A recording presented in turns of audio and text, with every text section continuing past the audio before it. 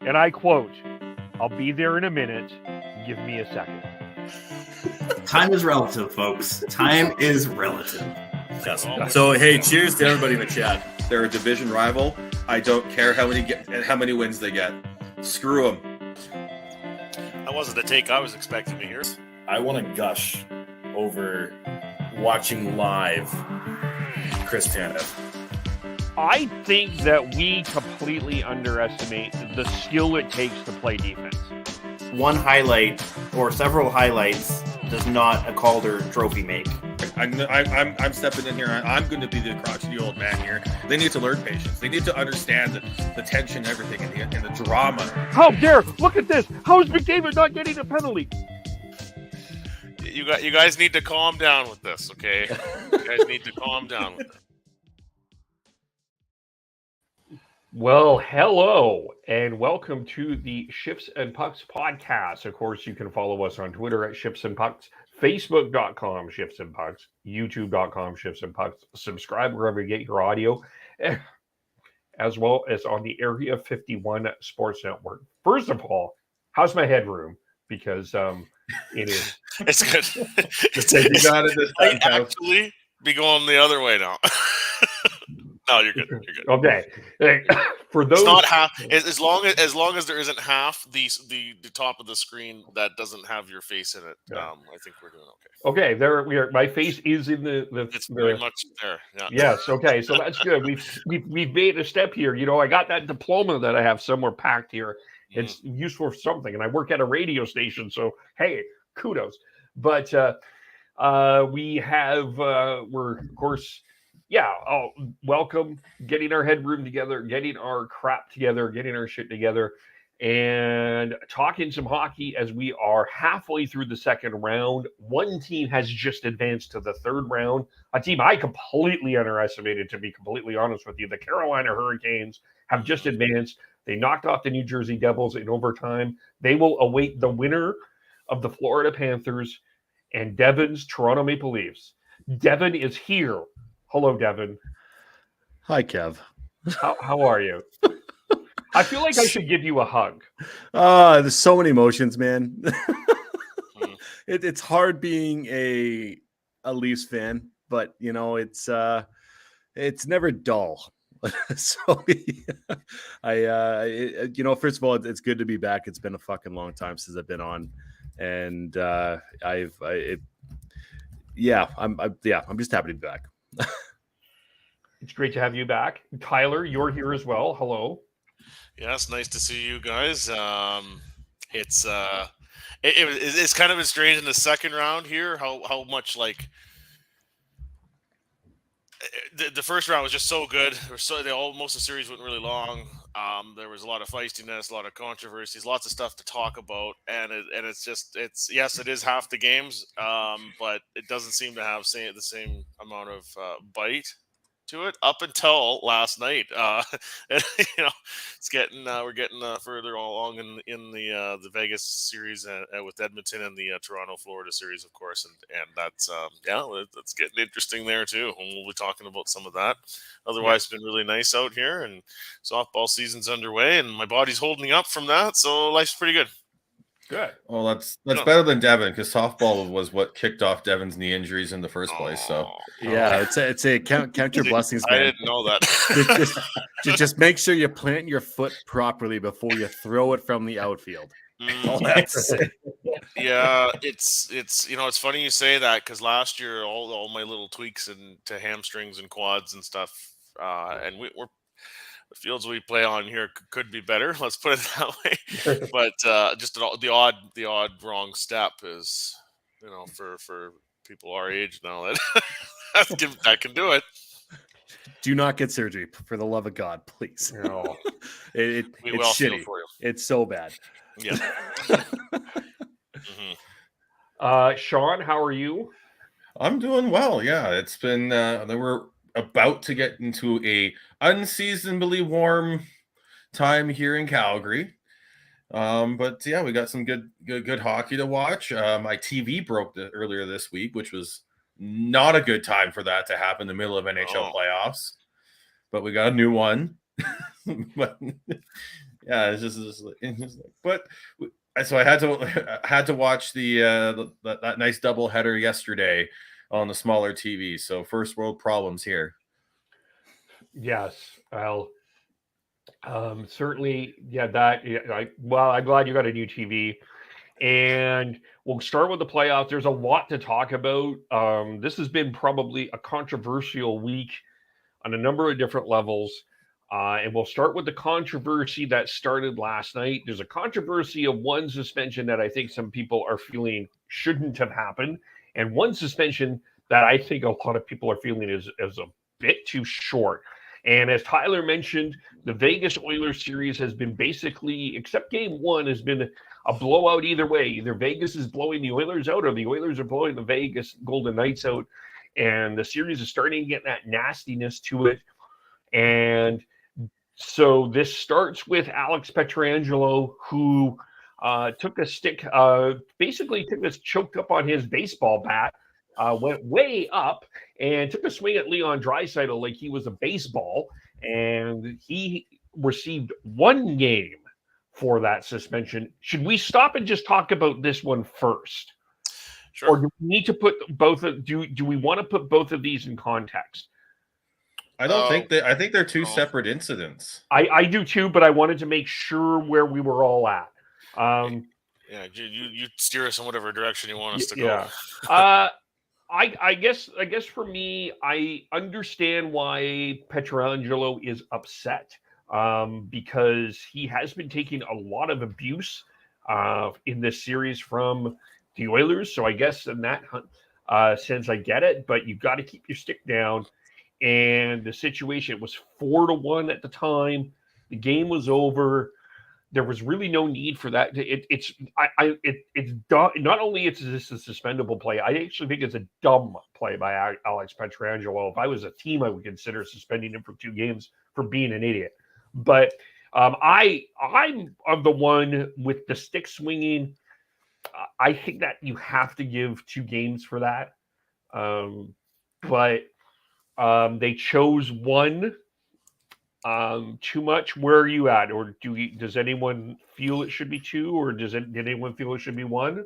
I just want to make one comment about that, which kind of we end up talking about often in other big cases in the past. They did issue a major penalty for that.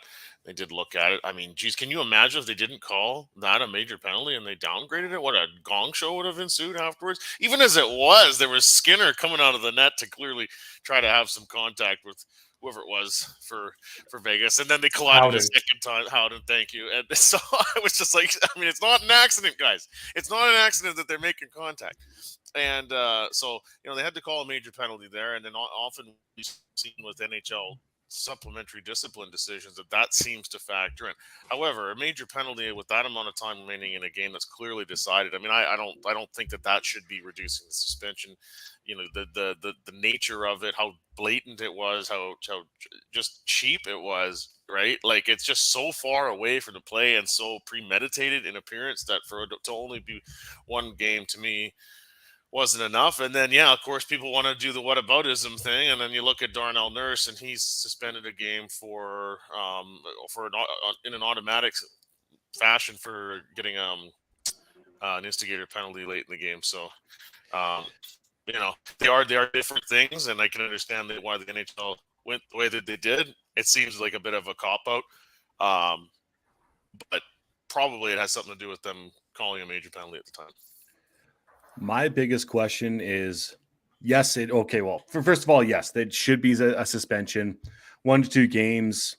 Sure, I'm okay with either or, but my biggest question is, why the hell is Jay Woodcroft having his best 2 players on the fucking ice when the game is over? I've wondered about that as well. I guess it being a home game and them being their stars, he wants them out there all the time. It's stupid. It's asinine. Yeah. It could have potentially led to losing one of them for the rest of the playoff run here. Yeah. Even as it was, McDavid had to go over. Like, it wasn't any question in his mind. He had to go over and challenge. And then my thing with that is why Tyler, you called it, said it was a major penalty. Man, at that point, I'm slightly surprised that they didn't call it a match penalty. Yeah.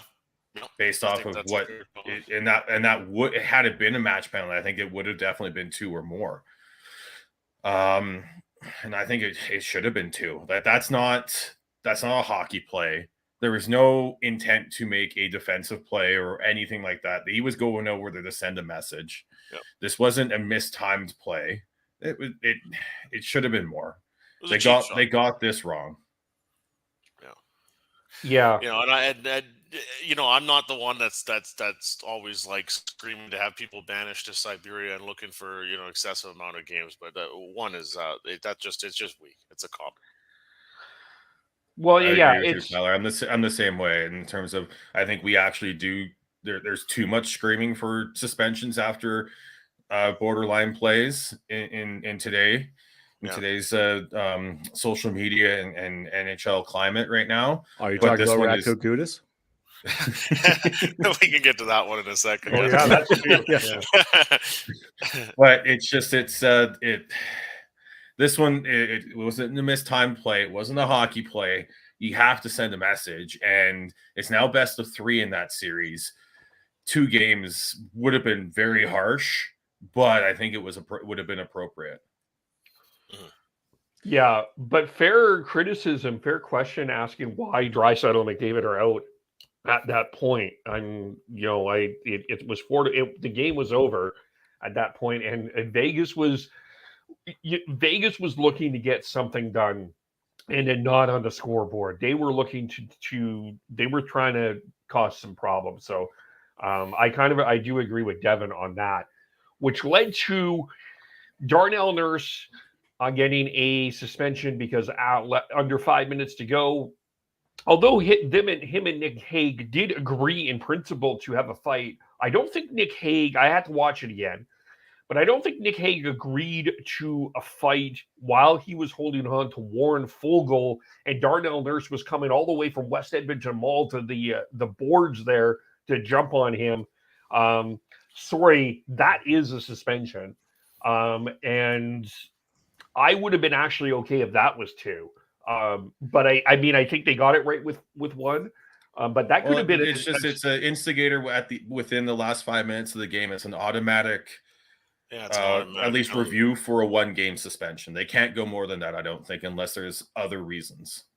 Yeah, I mean, if it would have if Hague wasn't swinging for the fences, I think then I would question more too. But that is, you have to suspend that. Like I can't understand the defense of this one, to be honest with you, because like the Pietrangelo play, this isn't a hockey play, and while they agreed to a fight, that wasn't the type of fight that Nick Hague reached to.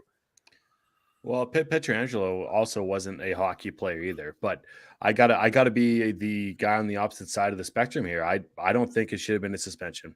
It's how many times like okay, what we're gonna the play at the end of the Leafs and Panthers game. Yes, there was a scrum, but the game was over. There was messages being sent on both sides, and Hague could have.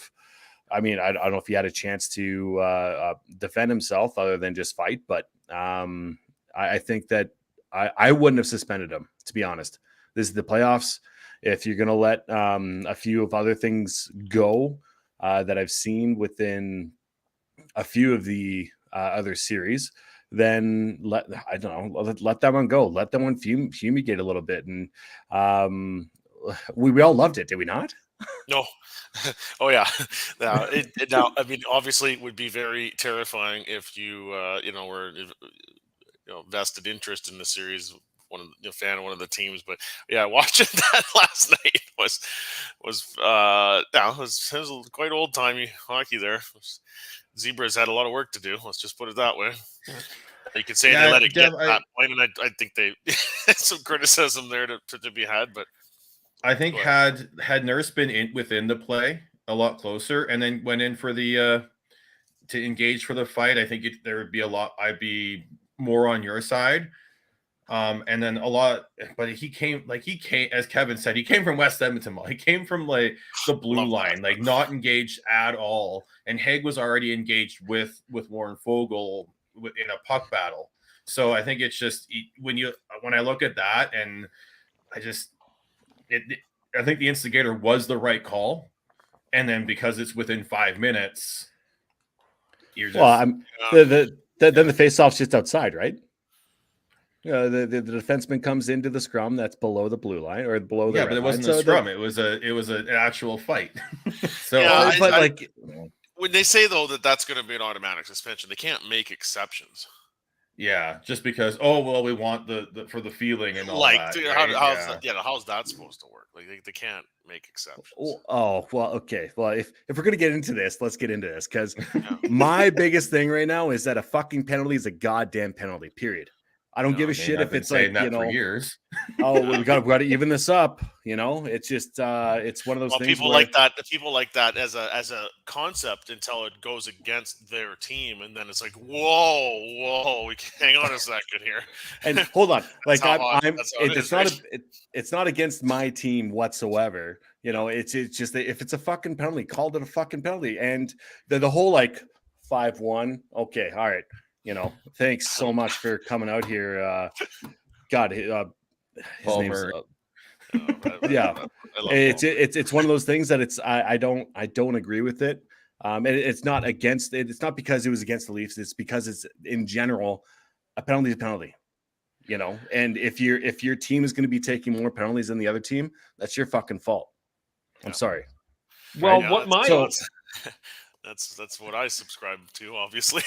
my issue has been, okay, so they're hard on Shea Theodore, like love tapped Connor McDavid, and we're giving him 2 minutes. We're giving 2 minutes for that. Mm-hmm. But Evander Kane ran Alex Pietrangelo into the board. I'm not saying that was a suspension, but that was a pretty dangerous play in of itself, and that he got away with that. Like the hard Even Theodore's little love tap to Costin earlier in the game was after he got cross-checked like half a dozen times in the back too.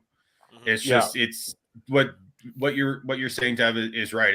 And I think I was like, either call it by the rules for the longest time, call it by the letter of law for the longest time. But I'm like, no, just pick a fucking standard and stick to it. Mm-hmm. This changing of things and letting certain things go and certain things not, like it's frustrating. It's very frustrating. But the other thing is and Tyler talks about this a lot of the time too, and that's the angles that the refs see it at and everything. Also, hockey is probably the toughest sport to officiate because it's very fluid as a game, as a sport, and very physical as a sport. There's nothing really else like it in the major sports.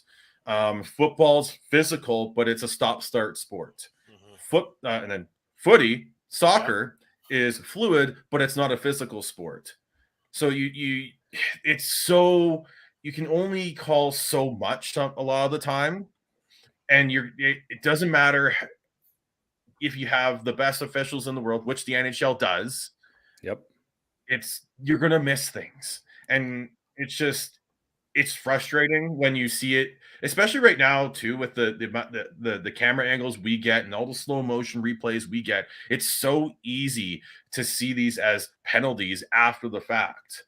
But during the play, with different angles, it's not as obvious at many times. If we were going to take what Devin suggests, and what's a penalty is a penalty, and not change it's not. I don't even think it's so much the standard. It's more the level of involvement of the refs, right? Like generally, what I think most people want, including the refs, is to be able to minimize the amount of intervention that's required. Problem is, playoff intensity doesn't allow for that. So if you're going to go to a more literal application of the rule book, there would be so many penalties and so little flow. Like that's not fun to watch. People don't want to watch that. Well, to my point, it's more so we already know that there's two different standards from regular season to the playoffs, and I'm okay with the playoff standard. It's just it's the inconsistencies within it that I have a hard time with. And as far as like, okay, the suspension to Darnell Nurse, it makes sense. To the letter of the law, it makes sense. I personally, if we're going to let a few other things go, it's like well, let's spice things up a little bit, and the stripes are going to have to be a bit more cognitive and look at it a little bit more for the next game to see, okay, we need to mitigate this a little bit. But like that is the reason why the playoffs are so much fun, is because you have Ratko Gudas running David Camp into the boards, and that's why you have so many scrums at the end of the game where Kachuk and Bennett are fucking up the Leafs, and it's fun, right? Yeah. Fun's the right F word, right? Yeah. Fucking fun. Well, I mean, one of the challenges, of course, of achieving that consistency that we're looking for is that every game there's different zebras. So now, what I don't know is, how much is filling their heads, as far as what's the supervisor, series manager, whatever they are called now, says to them. What are they given? They're briefed. I don't know what the contents of those briefings are. It's not purely just come in with a clean slate and none of the context in their minds. Clearly it's there, even if they haven't officiated any of the games earlier in the series. So that makes it tough. And, there's quite a variation in the experience level of the refs. I know they're trying to pair a veteran guy with less experienced guy, right? For example, Kelly Sutherland and Trevor Hansen, couple of BC guys working together. I mean, I think this might be Trevor's first time in the second round. It's only been around a few years as an NHL ref, and Kelly Sutherland's one of the top NHL referees, and he's been doing it forever. And then I can't remember which game it was I was watching. I think it was Edmonton, and I think might have been the second. I think it was Game 2, Edmonton, Vegas, and I think like the first 3 or 4 calls were made by Sutherland, the senior guy. Yeah, and there did seem to be a fairly consistent standard. I think that most fans would be happy with. It wasn't too heavy-handed in terms of the amount of involvement, not much ticky-tack. But then as the game goes on, eventually you get one of those calls that people are like, what are we doing? Well, and like there's so many makeup calls. Like within the Florida Toronto series, there's a bunch of makeup calls on both sides, and it's just like, God damn it, guys! Like let's figure this out. Just get out of the way. just stop. Like it doesn't matter who has more and who has less. Granted, if it does seem like there is more of a landslide to one side than the other, and that's the problem. And I think that's where the problem lies, right? Then you get oh, totally. Yeah. And like to one of you guys said, I think Sean said it, or I don't know, Tyler. These are the best referees within the game, and if you guys didn't watch yesterday before, or the pregame before the Leafs and Panthers, Elliot Friedman sat down with Rob Brindamore and talked about, what would be his solution to all of these problems that have been arising.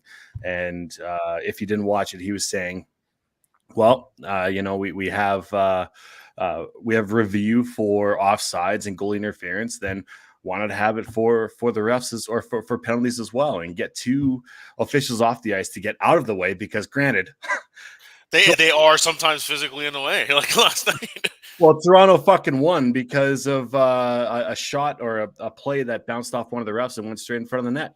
Yep. And to Willie Nylander, which was a benefit for my team, but it doesn't make it fair for the Panthers, because it's shitty. So what Rod was saying was that, okay, you have 2 in the box reviewing everything, and you have 2 officials on the ice doing the on. Does make a lot of sense. So you still need the guys out there for the face-offs and certain things, but I think that it seemed like you hit your microphone and something changed there, but it's not me. Okay, I'm hearing on my end too. Okay. Yeah. Oh. Yeah. So there's solutions here. I feel like they've opened up. I did watch that, by the way. It was really good. Right. And if you guys haven't checked it out, go search it out. But I feel like you've opened up Pandora's box by letting offsides be reviewed and goal interference be reviewed, and now it is what it is. You can't close the only way that works is if it's expedited. Those reviews are done real like in a quick way, because like I remember watching baseball for the first time in so long, and they just keep reviewing things, and it's just crap. Yeah. And right now in NHL, like when you've got some of these reviews that take forever, like it's if you can't change the call on the ice or make a call within a certain time frame, you move on. Yeah, the Kings and Oilers in the last round. That was it a high stick thing? That was atrocious. That whole process and how long that took. Well, Yeah, even but the like Kraken Stars, the goalie interference in the last game, that took forever, and nobody could come to a conclusion. One person said I'm with Sean. The conclusion should be, if it's not there right away or in some kind of reasonably quick fashion, 2 minutes. That's it. Just like I'd even say 1 minute. Well, and like Rod was saying, 30 seconds. So yeah. It does have a bit of that piece with Brenda Moore, and I was like, no, Rod, no. Okay, now you have my attention with that time limit. Yeah, because if you're gonna do it, it has to have a time limit. Otherwise, these games are gonna take fucking forever. Totally. Yeah.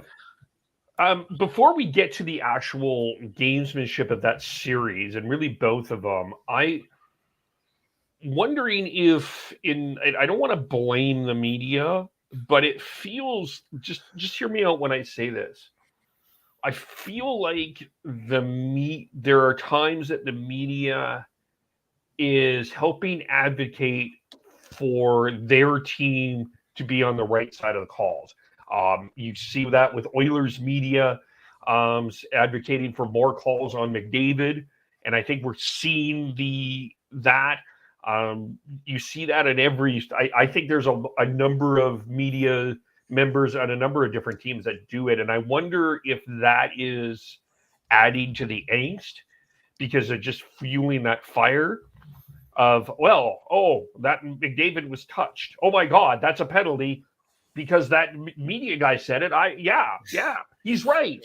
Yeah, I don't know how much I'd put into that. I mean, it does surround the game a little bit. That's just to get the fans riled up and discussing things mostly. But yeah, I don't think it actually has any real impact with like the officials, but all it does is rile up the fans. Yeah, and that's what I do think that that can then in the building at some point start to get a team off course a little bit.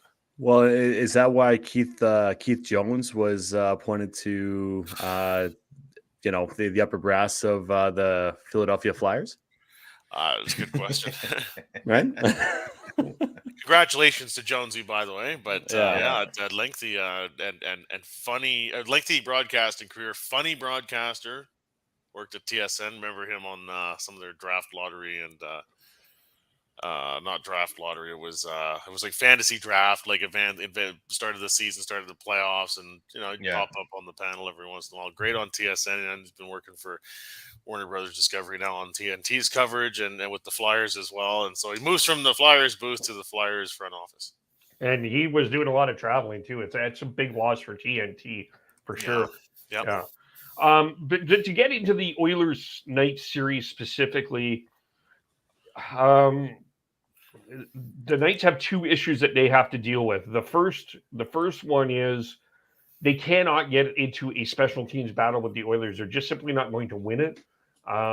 They don't have. I don't think that they don't have the quite the. It's hard for me that I'm about to say this, but I don't think they have the quality special team on either end to compete. But the other problem right now is, and I'm really curious where they go in goaltender for Game 5. Do they bring out Jonathan Quick? Because I don't know if Aiden Hill became the answer, and you got Brossoit injured, and if they can't figure that out, this is the Oilers will win the series. Good point. I think if you're going to make that change, it's got to be made prior to the next game here tomorrow. I don't like the idea of going up against it with changing goalies, kind of like what Boston did. Yeah, no, you don't do it game 7. You got to do it now. Yeah, Well, I don't if even you're think you making can do that, it if you're game making 6. that You got to do it choice. now, like game 5 coming up. Yeah. And I believe Quick's like close. He's skating. He was backing up last night. Yeah, He was backing up last night. Yeah. Well, it's a Matt Murray situation, right? Yeah. He's backing up Wool. Yeah. So I agree. You have to make it a commitment to one of your goalies and let him ride. Yeah.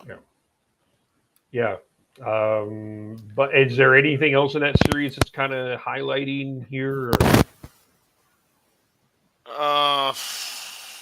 Well, it is. And you've mentioned it is peculiar that it's just swung so much from one game to the next in terms of one team dominating the other. I wonder if that trend is going to change here. But it had, we had to know this would have been an entertaining series. You got a couple of pretty strong teams that have been strong now for the last few years, divisional rivals, and now they have a second round playoff matchup, and that's frankly got ugly last night, and that spice now carries into game 5, and we'll see if if Vegas can get out to a quick start here and get the crowd back into it there at T-Mobile and go from there. All right, let's get to this Leafs Panthers series. The funeral was already engaged. We were prepared to have a wake in honor of the Leafs. We were wondering if when Kyle Dubas was on their way to Pittsburgh, and which of the core 4 would be gone. All of these questions we were about to. But lo and behold, the Toronto Maple Leafs, as Sheldon Keefe said it, played their best game of the season last night and have hung in there. And this series is going back to Toronto for, by the way, peculiar doubleheader Friday. Panthers, Leafs, Oilers, Kings on a Friday, not a Saturday. Anyway, that's fascinating. Anyway, it's just that's all the scheduling, like, kerfuffle from the second round going back to last weekend. Yeah. It's part of me is I'm going to sound Devin, I'm going to sound hopeful and ridiculous here. Stop it. I wonder if Florida is going to I would not be surprised if this goes 7 games. Yeah, a part of me really hopes it does. I've just been hurt too many times by this team. I can't give them faith. As far as let's talk about last game. Last game, Kevin, to your point, yes, it was their best game of the year. Period. End stop. You know why? It's because they played fucking defense. They did not let a lot go through the middle of the ice in their defensive zone. I can't believe how well Mark Giordano played. All of it has just been it very much surprised me because I have not seen that from them at all. So hopefully within the way that they did play, they are able to build off of that, understand, okay, this is how we play, and then the core 4 up front are able to produce and not going off of a ref to William Nylander in the front of the net, as we just mentioned before, getting a lucky bounce. It doesn't matter if it's a stenchion between the glasses or it's in play, so it does count. But they really need to build off this.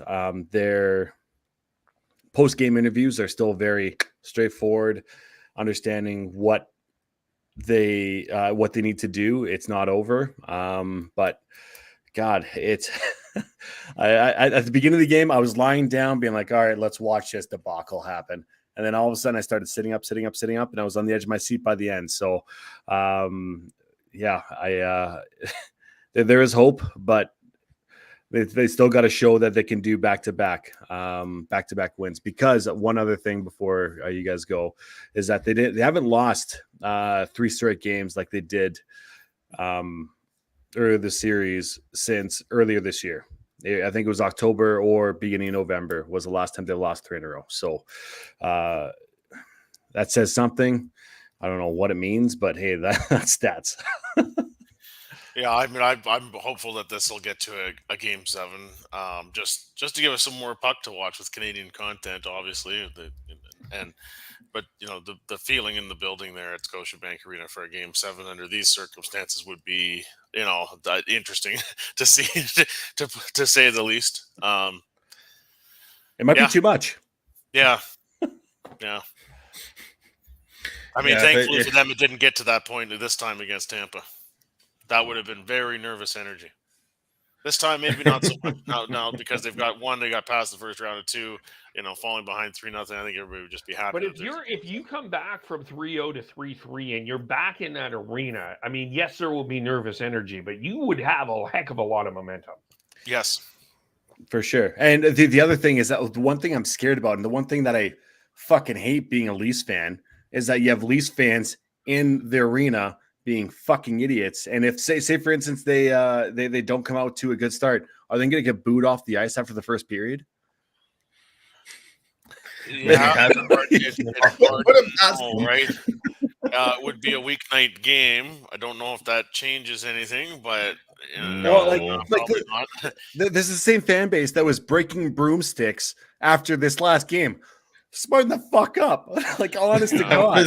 That was so unhinged. Oh.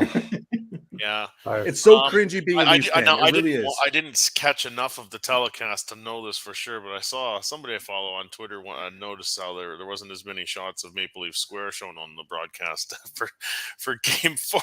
Did it get a little thin outside there? Or? I don't think so. At the beginning of the game, they had a bunch of shots of Leaf Square. I'd be surprised if that was the case, but I think they, I believe that Sportsnet has kind of learned from it, and they're still leaning towards the whole Leafs bit. It's just it's hard. It really is. Yeah. To me, but before you go, Sean. To me, here's the thing that if I'm the Panthers, this is where I get concerned. Bobrovsky has mileage on him, and the longer this series goes, I think that that gets to an advantage to the Leafs. And if the Leafs can find a way to keep Sam Bennett, Matthew Tkachuk quiet, I don't know. They might have a chance. That to me is where they can extend the series. Can they win it? I doubt it. But those are two things that I think that the Leafs can do that may extend this a little longer. Well, the Leafs also need to make sure that they're the core 4, or as Dylan's calling them, the corpse 4. They need to step up, and they need to control the game, and they need to produce. Because going into they haven't done enough in this series, and that's one of the biggest reasons. Like, Marner's got 3 points this series, Matthews got 2, Nylander's got 2, but like between those, and then Tavares has got nothing with 3. I believe it's 3 breakaways. Yeah, and between the 4, they've got 2 goals. So if Toronto's making the comeback and forcing it as to 7 games and potentially pulling off a miracle, Matthews, Marner, Tavares, and Nylander need to lead the way. And if they're not producing, it's gonna be very tough. Yeah, it's 100% true. Those are the guys who got them there, and those are the guys that are going to get them to the next round. Yep. It has to be.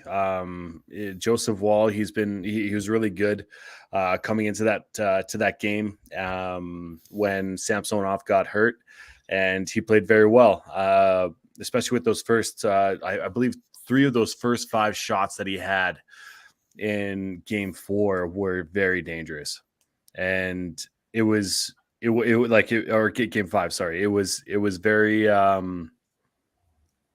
it was scary watching as a fan. But he played well, and he doesn't have the experience to rely on and make sure that, okay, yeah, he's going to make those saves. So, Austin Matthews, stop hitting posts, man. Stop hitting bars. You got to put pucks in that. Period. Yeah, I mean, go just quickly going back to the Oilers, and you just see the way that McDavid and Draisaitl have been, especially Draisaitl has been dominating play, and you just haven't seen that from Matthews. He doesn't seem like a dominant presence. Sorry, please go. Sorry. It's so. I think all 4 have been worthy of criticism. I mean, I think Marner took a huge chunk of it, but it just doesn't feel like Matthews has been. I don't know. He doesn't feel like an engaged player right now. Florida's been very good at getting sticks within his shot. Anytime that he is within the hash marks in the middle of the ice, it seems like they're getting sticks on him, and that he's not being able to get that shot off. That is what makes Austin Matthews Austin Matthews. Granted, it doesn't make any sort of excuses. It's just he needs to be better. He needs to find out a way around those and get the shot off quicker. Marner needs to be better. Nylander, he shows up, I feel like, when the game is over, and that's really hard to watch. And Tavares, he's trying so hard. Like, honestly, if you watch his shifts, he's trying so fucking hard, but he doesn't have the foot speed. He has the will and determination, but he's not quite there to the standard of playoff hockey in 2023. Yeah, I agree with all of that, and yeah, like I'm gonna have to put some end to a noise that's coming out of Calgary of a potential trade. We'll do that in a bit. Is there anything else about this series though that we? I guess as just a general comment with the Leafs in Florida, it was just the least expected second round matchup, right?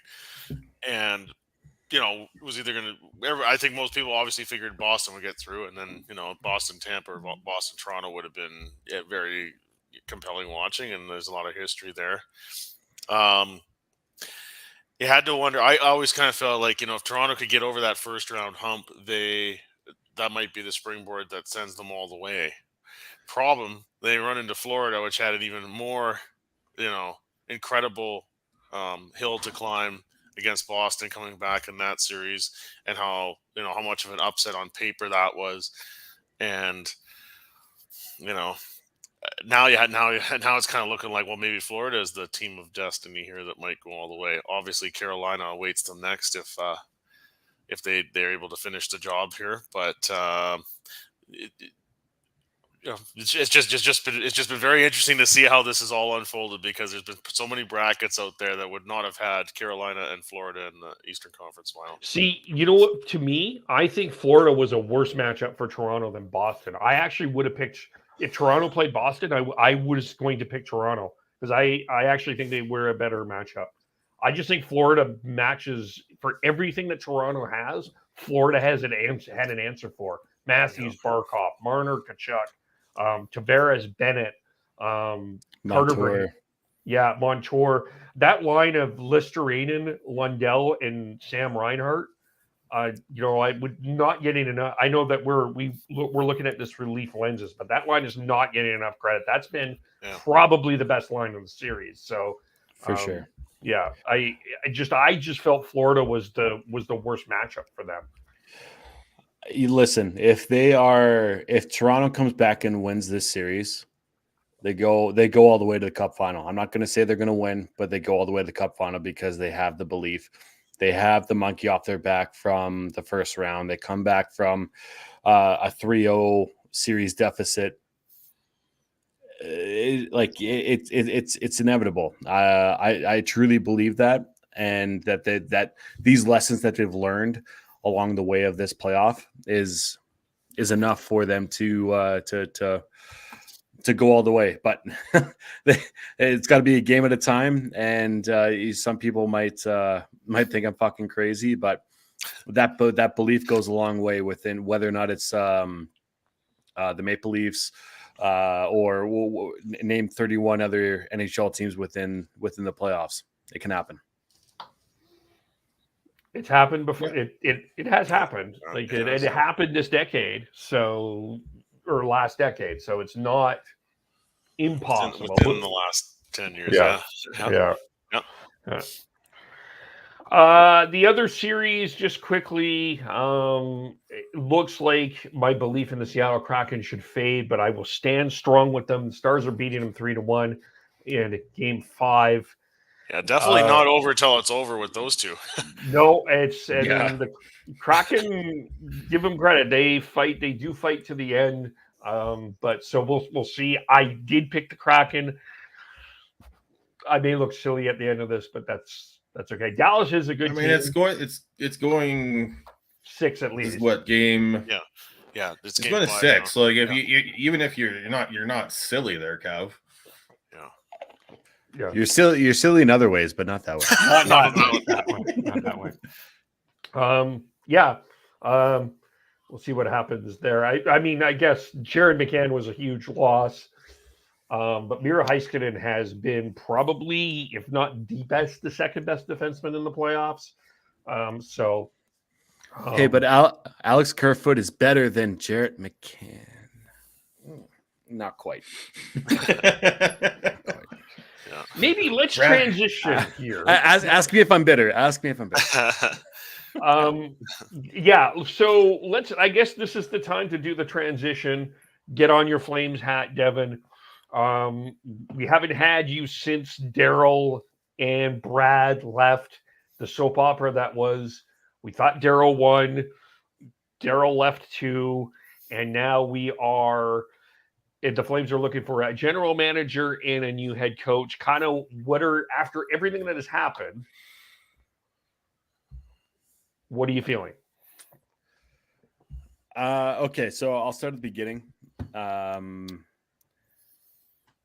Brad and the Calgary Flames decided to mutually part ways, which I feel like is more on the GM side than the Flames side because of what he has voiced to the ownership group. And it's unfortunate the way that it has gone because it did sound like Brad left because they chose Daryl, and then Daryl's gone now.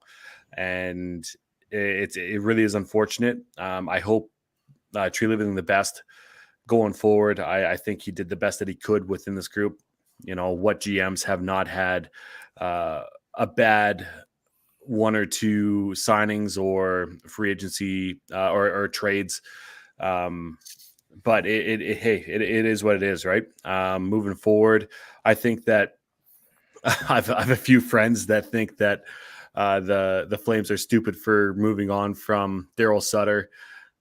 It just didn't make sense. Everything that I was hearing, everything that was out in the Twitterverse, it didn't work out with Sutter and the Flames. And I think it really speaks volumes the fact that Michael Backlund, after the year that they had, not this past season, but the season before, after they got ousted from the playoffs, he asked for a trade, or he said he would entertain a change of scenery.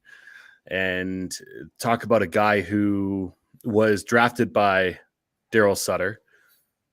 I think that speaks volumes. And it's the old school mentality. Yes, he gets results, but for how long? And like this iteration of the Calgary Flames this past year is not the same when he got brought in. You had Johnny Gaudreau, Matthew Tkachuk both leave from the best line in the NHL with Elias Lindholm centering in that.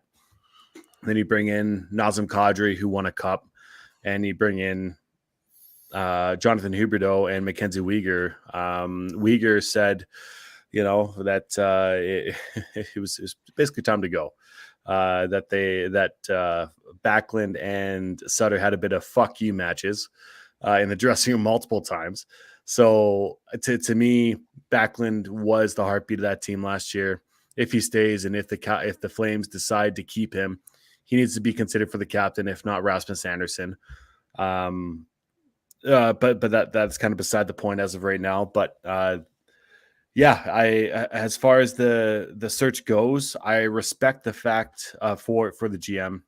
I respect the fact that they're looking at a wide net of candidates, and Stan Bowman should not be a part of that. I'll leave that aside for now. But part of me is a little bit upset that they just didn't have a interim GM of Craig Conroy and then have a search outside of that. But I do understand that, hey, listen, this ownership group has been through a lot of criticism, and they need to make sure that this next GM is the right GM, and they need to make sure that this GM makes sure that the coach is correct for this group. I think Andrew Brunette would be a really good pick. I think Mitch Love would be a really good fit for multiple reasons. So these are very critical times within the Flames organization.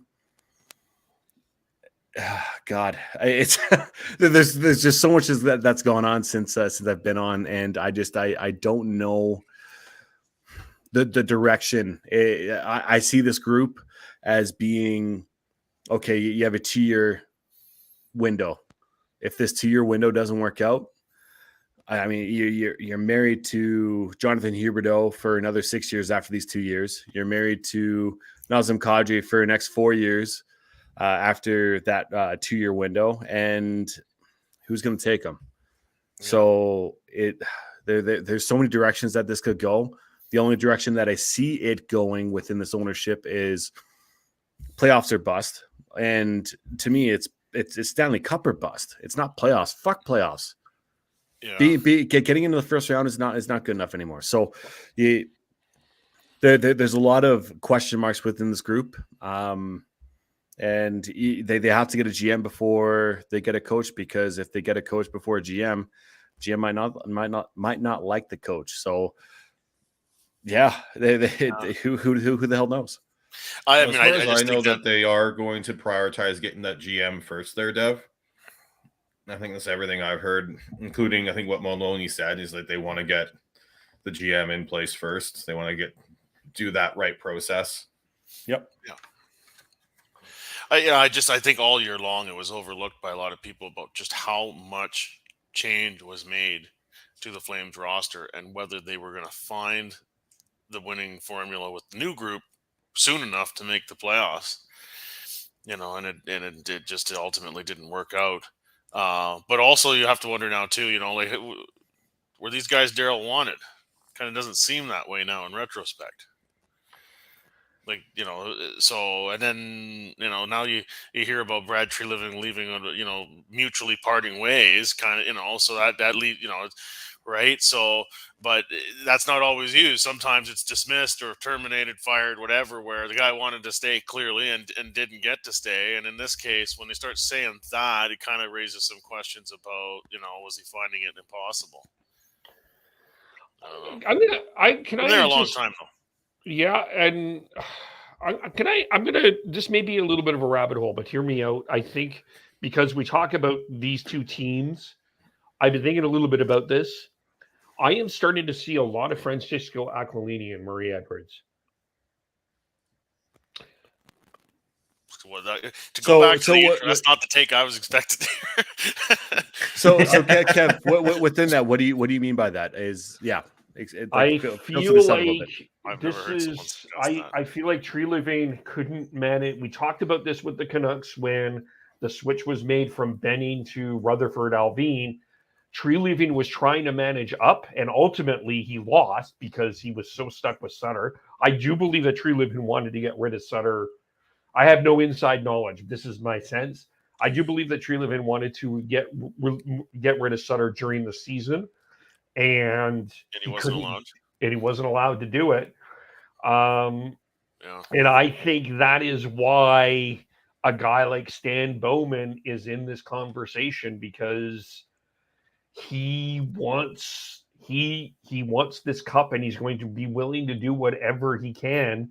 And he's been so, I want to be careful how I say this in some ways, because I think winning the Stanley Cup is important. Obviously, that's the thing, but I think he's gotten so enamored with the way of the Sutter that he at times has missed the modernization of the game. And I think that's where Edwards and Maloney are going to have their battles. Because Don Maloney, so I'll let you go here in 1 second. Interesting theory. I want to think about that one a bit more. It does. I mean, the fact that Daryl was even brought back to begin with, kind of the reports were that was not a Treliving decision. Yeah, and it kind of fits with what you're suggesting there. I have been led to believe that is Treliving did not want Sutter back, or didn't want to hire Sutter, and let alone not in the first place. No. Wow. And being it's Daryl Sutter being Daryl Sutter. He saved the franchise from 01-02 was just shit for the Flames organization. They were talking about moving. They were talking about they weren't making it work here as a business. And then Daryl Sutter comes in 04, basically tells upper management to trade for Mika Kiprasov because he was down in San Jose, and saying this is the one. And hey, listen, I feel like that's 1 in a million chance that Kiprasov does what he does for, let's say, 8 years, 9 years, or I guess no, it was 7 years altogether of him being an elite NHL goaltender, number one.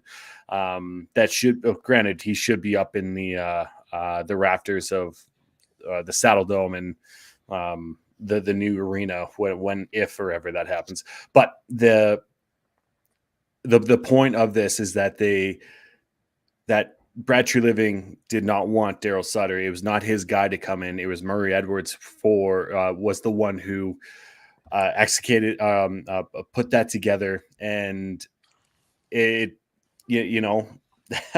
it's really too bad because of what Brad Treliving did here in the city.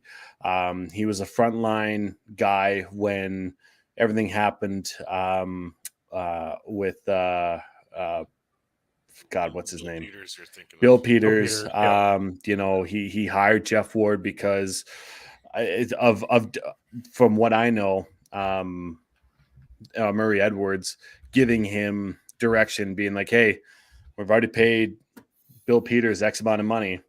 Find another guy at this price point to take over. So I feel like Treliving was not built or set up for success here in Calgary.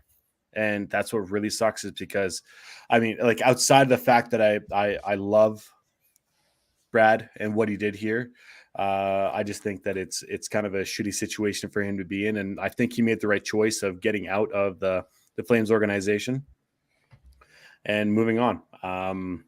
Now there's the whole thing of, the Flames have authority of whether or not he can be signed by another organization by June 30th or after the draft, which makes a lot of sense because he does know a lot of what's happening within the Flames organization and where they want to draft and what their draft board looks like, which, you can take it, either here or there.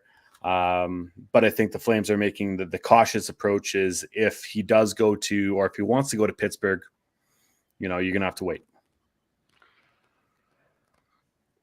And then that's within their right. He's under contract, right? So. Yeah, I think that I feel like with that whole story, there's more to it than is meeting the eye. It's just not. It doesn't look good, but it's understandable all at the same time. Yeah. Apologies, I was very long-winded. No, that's okay. I want to say, I mean, I that was a deeper discussion than I had envisioned prior to this broadcast. So, yeah, maybe in terms of meddling, like with the Aquilini, Marie Edwards comparison is fair. I cannot remember where I heard this, but there was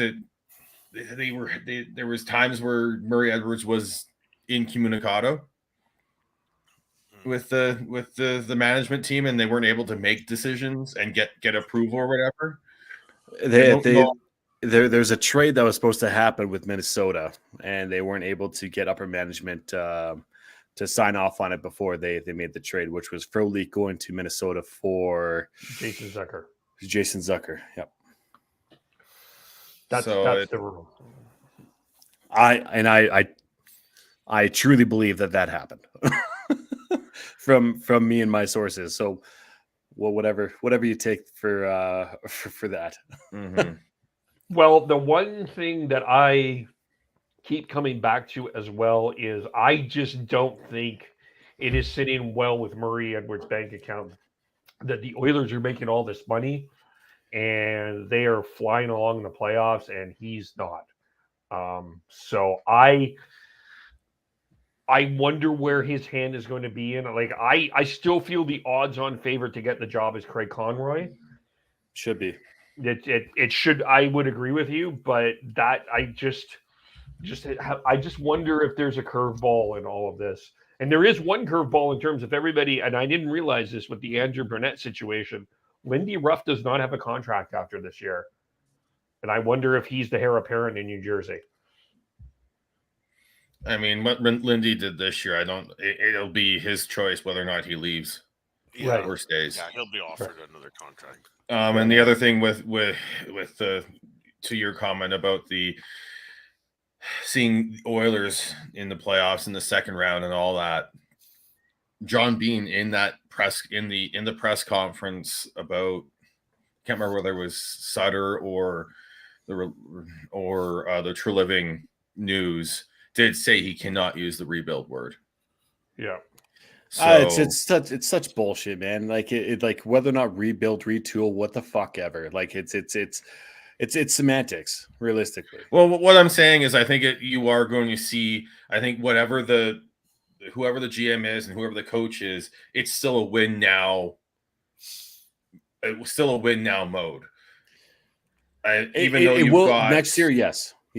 Even though you've got Backlund, Lindholm, Toffoli, Dubé, Hanifin, basically half your defense, and Hanifin, Tanev, and Zadorov, all coming off the books. Not this summer, but next summer. I think they are going to see. I think they're going to see what they can do with this team, what they can do in terms of tweaking this roster, which is going to be tough because they're tight against the cap. And then see where they're at the deadline and going into the stretch run next season. Listen, the free agency class is not anything to really be like, oh my God, we need this person, we need this person. The only person within that free agency list that they should sign is Troy Stetcher. He was phenomenal within the time period that he was with the Flames. I really enjoyed him within that, 4 or 5 defense spot. I thought that he did really well, and that's He's a guy, perfect bottom pair of defenseman. Well, yeah, but he can be put up within that middle, and that's what makes him a perfect bottom pair defenseman. Yeah, is his ability to move up when needed. And I would rather have him move up to that second pairing than Zadorov. Zadorov is perfect where he is. Third pairing defenseman. That's giraffe. That's great. So the bonus within that, Sean, is that okay, if this is the year to do it, okay, it's gonna fucking happen. I think that they could trade Vladar to be to any other team and get potentially draft capital. within this draft class of being like, okay, well, maybe get a third, maybe a fourth, third or fourth, probably, yeah. Or Vladar. And if it doesn't go well, then they can fucking trade half the team for, okay, we're building. We are retooling, if you will. Like it's one of those things where it's shitty right now. But granted, if the Flames were in the Eastern Conference, they would have made the playoffs, right? And that's what's kind of shitty about it as well, is going through the whole, okay, don't have to get into that right now. The structure of the playoffs and go on the 1 through 8. But we can do that at a later date. But it's, having good goaltending. Markstrom was shit for the first 2/3 of the year, and then he picked it up. We didn't get enough scoring within the last half of the year. So there are things to improve on. And if you have a good coach and you have a coach that the players want to play for, I think the Flames have a shot to make the playoffs next year. I agree. I think, the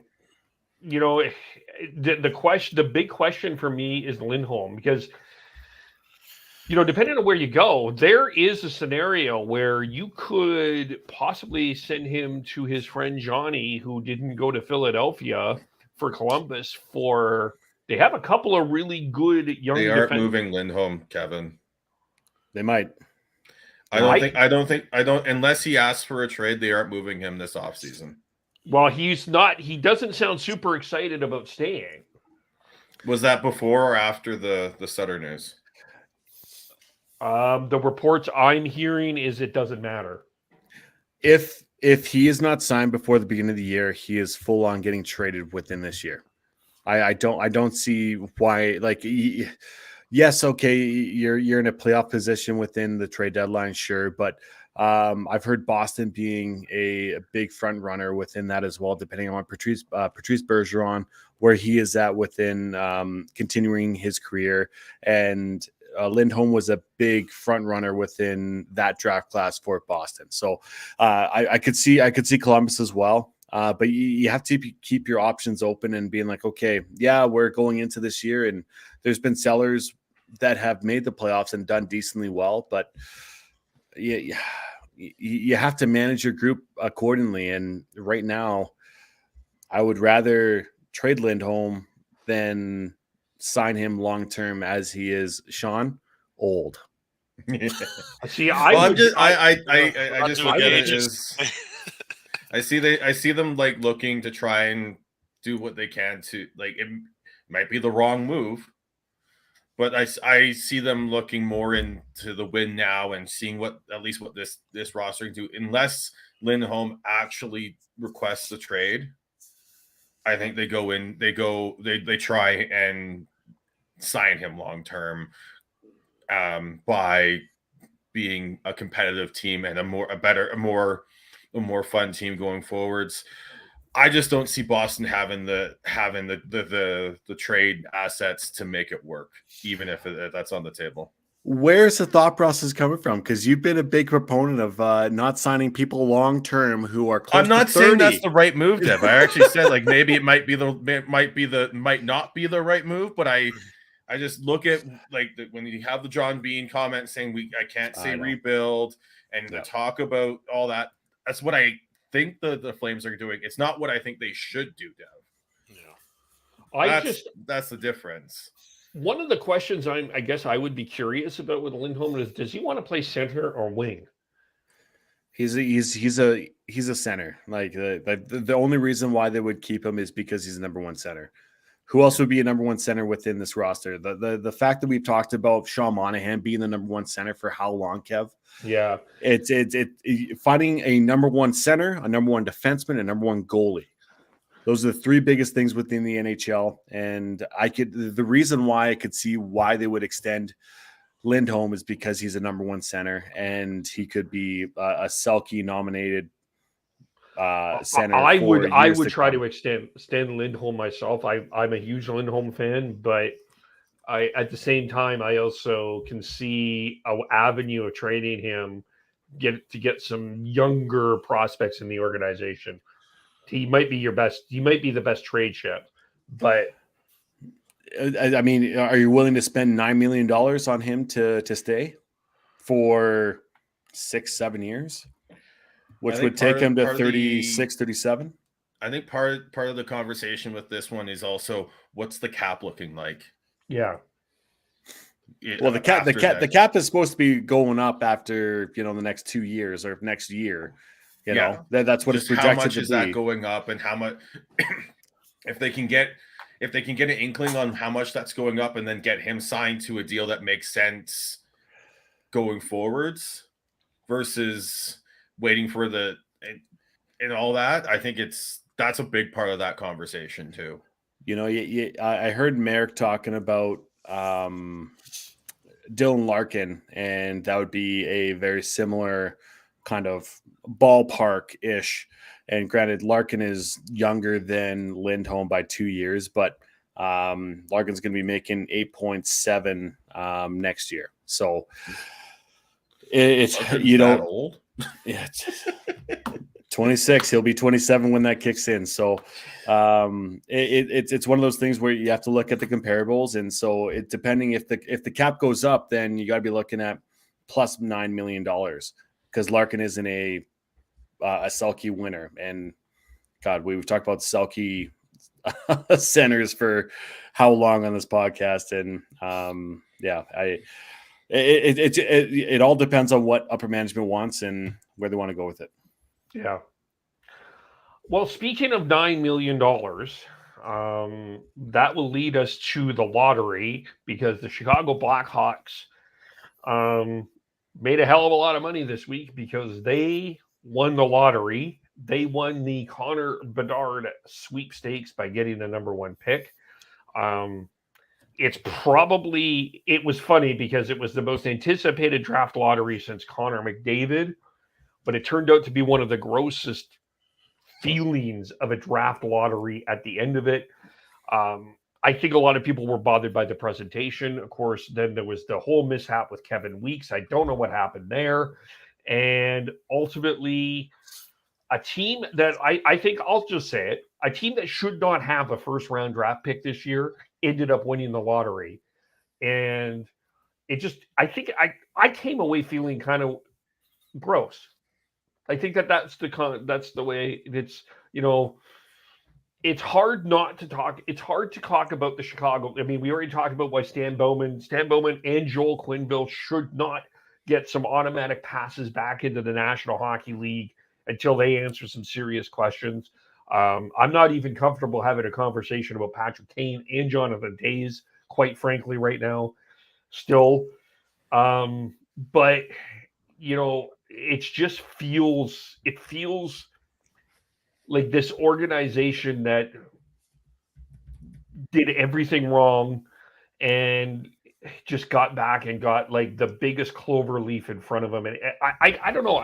Is there any other way to feel it other than feel gross? Yeah, I mean, some people have had that feeling even outside of the whole Kyle Beach past context, and just the fact that they sort of tore it down so blatantly like they did, and said bye-bye to Jonathan Toews, and they traded Kane, and they tanked it hard.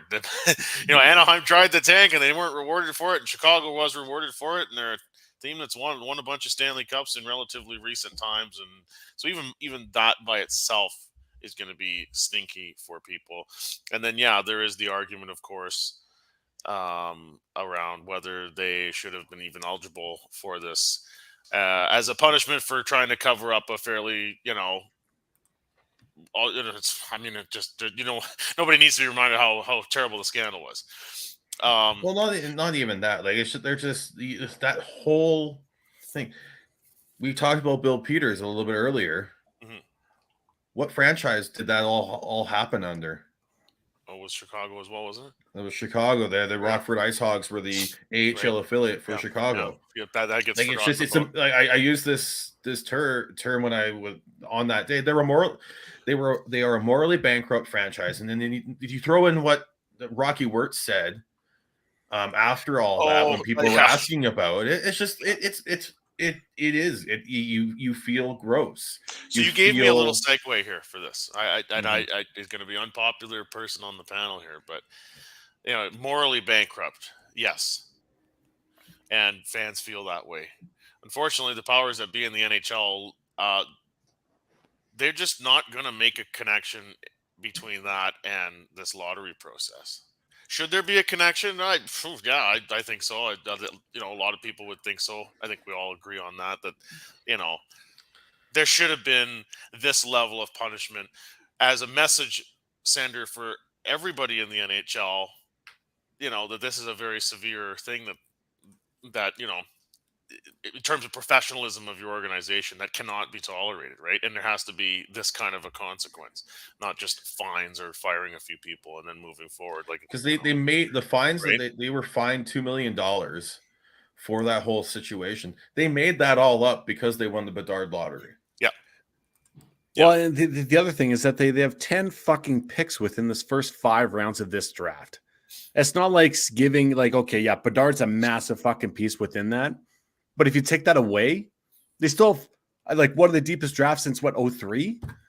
I mean, that's still up for debate, and this is another topic for another time in terms of how the rating of drafts is really bit more, for the most part, based on the top end.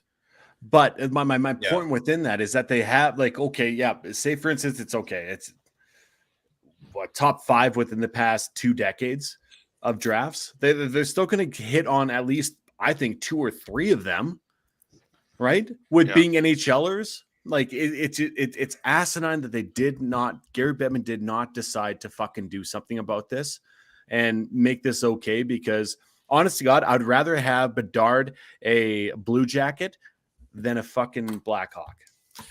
Yeah. And just to expand on the point I made earlier, I mean, the reason why they're not going to connect the Kyle Beach scandal to this draft lottery and now Connor Bedard going to Chicago, the reason why they're not going to make that connection is because of the money. I mean, they're in the business of putting on hockey games, and in the big markets, they're in the business of making sure those teams are at the very least competitive and relevant franchises, if not contending. What is it, top 3 in the NHL? Chicago? In terms of market size? In terms of TV revenue. Oh, I don't know for sure, but up there. Yeah. I mean, it's an original 6 major market. So, that's just the cold, sad, heartless reality of the NHL. And, Gary Bettman personifies that just the way that he is. I understand that, but I think that there's a generation coming, and I think a group of hockey fans are coming to just not going to put up with that anymore. And well, who wouldn't probably is Adam Silver. If he was the commissioner of the NHL, I mean, I think he's a little more progressive and a little more plugged into these kinds of thoughts from the paying customer than Gary Bettman is, or even a Roger Goodell. They're more just really ruthlessly after profits, and that's kind of it, right? In my opinion. Yeah, but I just wonder in terms of future ratings and generations, I think that there's some fans that not a lot. I mean, but I do think that there'll be some fans that be like, I'm not sure I want to watch the Blackhawks with Connor Bedard. And I don't think the Blackhawks, they may have 10 picks, but I'm not convinced that this management has a vision of getting this team to the promised land in any time soon. They look like mid-Oilers. But if they're back in the playoffs and Connor Bedard is lighting it up, the fans will be filling the United Center again. Well, sorry, Sean, how many, there've been 2 lockouts within the past, 2 decades? And there's been a bunch of people being like, oh, I'm never going to watch a fucking NHL game again. Somehow they still know what's going on. Exactly. The hate watching will be a thing for sure. I mean, we live in Canada. So many people hate watch the Leafs on Saturday night. The polarizing of that for sure. Yeah, in that box. Maybe a little bit. I can never get. No, Kev, I think you are right, but I think that future is going to be a lot longer down the road than anything else. Mm-hmm. I just, in terms of where Chicago, like, they've got a lot of work to do in terms of getting themselves into some sort of process, and I think the one thing that will be absolutely fascinating is this is a kid that's going from Regina to Chicago. That is a significant lifestyle change. And I know he lived in Vancouver, but Vancouver to Chicago, significant lifestyle change. They're going to have to get a couple of veterans in there to help him out. That will be fascinating. I guess that will be interesting. There's a small part of me. I do not believe it will happen. But I'm not gonna lie. There's a part of me that wants Connor to walk up to that when you pick him and say, and do the WWE thing. Fuck you, you're gone, and blow him off on the stage. Not doing it. Not playing with you. Don't put on the jersey. Pull the was it Lemieux who did that? It's not gonna happen though. It won't happen. And with the amount of draft capital they have within the next 2 years, I could see Chicago making some moves and getting some like that top line is not going to be Tyler Johnson, Connor Bedard, and Jujhar Khaira. I'm sorry, it's not going to be that. They will make some moves within this offseason that'll help Bedard within his first year of the NHL. Like it's inevitable. Before we go, I do just want to comment quickly on the talk of a rigged lottery and the conspiracy theories that they're floating around out there. It's just amazing. So today, apparently on the 32 Thoughts podcast, or maybe on with Jeff Merrick, I don't know. It was Elliot Friedman though saying that he's heard from some executives that genuinely believe, people actually inside the game that genuinely believe that. Like, it's just nonsense. Stop. Enough already with this crap. I guess I guess another sign of the polluted atmosphere in which we all operate when it comes to sports and social media and everything nowadays. It just, it doesn't matter how much evidence is put in front of people that shows the transparency and proves that there's not that it's legitimate. People still can't get their brains around that. It's just, well, I think I part just of have that to is vent about that. Why is this happening? I think it was always there. It was all behind closed doors. And now that we've got the everyone's got a voice on social media, it just amplifies it. And then everyone else who sees that, who agrees with it, they see someone with any sort of credibility, they feel sort of vindicated that they're thinking that way as well. Listen, guys, the actual drawing of the ping pong balls is, you can see the video online, with no edits. Guys, the Earth is flat, okay? Yeah. And Shaquille O'Neal told me so.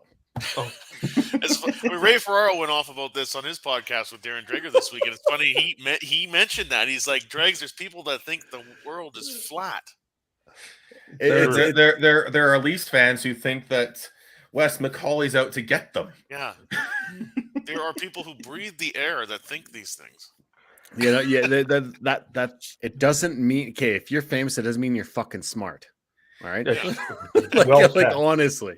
Yeah. I'm not people. The draft lottery is not rigged. The fact that there is a lottery is bullshit in a lot of ways, but it's not rigged. You know what's funny is that what was it? 2 or 3 drafts ago, there was the Leafs lottery ball that like right on the inside and then dropped out. Right? That was the pandemic lottery. Yeah. Lafreniere. I mean, the unforced error, of course, the NHL with its own network, the NHL network. Well, I guess it's MLB Network Media. I don't know what the relationship is exactly, but they produced the TV broadcast of the reveal of the lottery results, and they managed to botch that. The Athletic reporting, by the way, from a source with knowledge of the situation, saying that it was the wrong script in the teleprompter or something. And Kevin Weeks, Well, like, okay, ended up speaking too soon. Let's break it down a little bit. Kevin Weeks was talking about each and every single team as they were being drawn and where they have been drawn before and how is that relevant within the history and where they are now. He's not bringing that up and pull it out of his fucking ass. No, like, honestly, absolutely. He knew what was happening. So don't be fucking idiots. Let's be reasonable within this, because there was another thing that happened. Was there was something happened within the Boston Florida series within an overtime, and the TNT score bug. Yes. Oh my god. Yes. Yeah. Okay. Nobody can make a mistake within being live here, right? So it couldn't have just been the intern in the truck pressing the wrong button just by mistake or a little too soon, right? So it was overtime, and all of a sudden within the puck drop, it said Florida goal within the banner. It was late of third period to tie it or something. I think. Yeah. And you know, oh boy, the director's like, lose bug. That thing was going off the screen so fast. So the banner flashed that Florida scored. Why is it saying goal up there? Florida scored, and then to Tyler's point, they got rid of that fucking banner of everything. It was gone for at least 30 seconds, and Florida scored, and this guy's like, oh my god, the NHL must be scripted. Yeah. Enough with that shit. I know. Shut the fuck up. Have you played hockey before? No, you haven't. No. See ya. But I guess the one, it's not rigged. There's also people out there who thought that Matthews put a hit out on Ryan O'Reilly. Oh my god! I was just scrolling through like messages with Devin, and I'm like, because he had sent it to me, and this is one of the most absurd things ever. Matthews hit what? Well, because the whole point behind it, Kev, was the fact that Matthews, he's one of the best snipers in the world. He had a one-timer come in, and he was he took it, and he hit O'Reilly in the hand on purpose because he doesn't want to be a Leaf anymore. Oh God! These are the fucking people we're dealing with. The lottery. We've kept this thing on the road pretty well tonight, but we're feeling the shoulder here. It's getting bumpy on the right hand side. Okay, I'll bring it. I will bring it to the middle. Let's get it back towards the center line, Kevin. A couple quick things. Good luck to the Wranglers who are playing Coachella Valley and continuing on in the AHL playoffs. Was a really good series against the Abbotsford Canucks, but games ended in overtime, and the better team atmosphere there in Abbotsford as well. Looks like a success. Both barns were rocking. Right on. Yeah. Well, that's good. I mean, because of the Saddle Dome, obviously trying to make that intimate in that big building is a challenge. And I mean, it sure looked. The visuals from the Abbotsford Center sure looked great. Yeah. You had the opportunity to go to the games in Calgary, so that's pretty cool. It's good. That's good for that Friday night game. Was fantastic. Yeah, it was so much fun, and it's great hockey. But going back to the official talk too, it was just like, if you think that the NHL officials are bad, go to an NHL game. There is multiple times where I'm like, I have no idea what the call is, because it would be the Wranglers would have the puck, but it'd be a penalty on the Canucks or vice versa. And I'm just like, hold on. If you think the NHL officials are bad, go watch fucking Noble. Yeah, okay? I was waiting for that. Yeah. I was just gonna say, if you really want to see something, if you want to see a show, just come drop in on a Central Interior Hockey League match. His hair is phenomenal, but his calls are fucking terrible. Well, and I lean towards the more literal application of the rule book, and it drives everybody nuts. But I think it's pretty consistent, but that's just me. And most nights I'm the only one that feels that way. The other thing, we didn't touch on this last week, and I did want to make sure that we did. Rest in peace, Peter Klima. Yes. 58 years old, scored one of the most important, most famous Stanley Cup goals in history. Of course, he was benched for most of the game, and that foggy night in an ice hot day in Boston, comes on the ice and scores, leading the Oilers to the Stanley Cup. And the Oilers did very well in picking up kind of these malcontent players that were really talented and found a way to fit him within that system and to get a few cups. And Kleba was a really talented guy, but it sounded like there were unfortunately some stuff going on, but rest in peace, a very talented hockey player for sure. And we didn't get a chance to talk about him last week, but I wanted to make sure that we did mention him, Peter Klima, this week. Yes, rest in peace. Sorry, one more side note here. One more. You talk about playing in fog, Kev. It's fucking hard, Martin. I played in Europe. I bet it is. And they had ice, and I could not see past the fucking red line when I was on my goal line.